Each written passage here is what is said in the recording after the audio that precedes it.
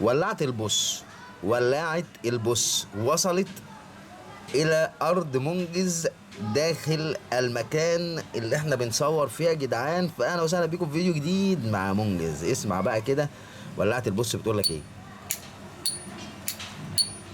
صوت رنة حلو جميل، تقل في اللذيذ، ولسه طريقة الملو من تحت هنا كده. فضي الهواء. تملى الولاعة ازاي؟ بصمام انبوبة يكون من البلاستيك، وتعبي الولاعة بسهولة كده عادي جدا.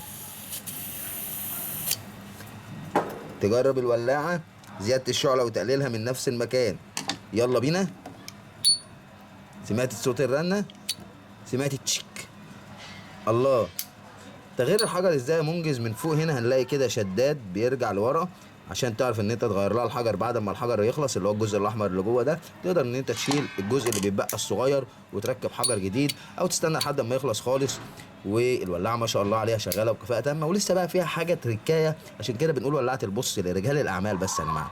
هنا في كشاف، مش عشان حاجه غير ان هو يكشف على الفلوس المزوره. الكشاف دوت كشاف اللي هي لمبه فوق بنفسجيه او اشعه فوق بنفسجيه، عشان يكشف على الفلوس المزوره. طبعا هو مش بكفاءه المكنه، ولكن يخدم في حاله ان انت رجل اعمال وعايز تخلص الصفقه وتقفش الدولارات. الحته جديده زيرو ولاعه البص بصوت الرن المميز ليها.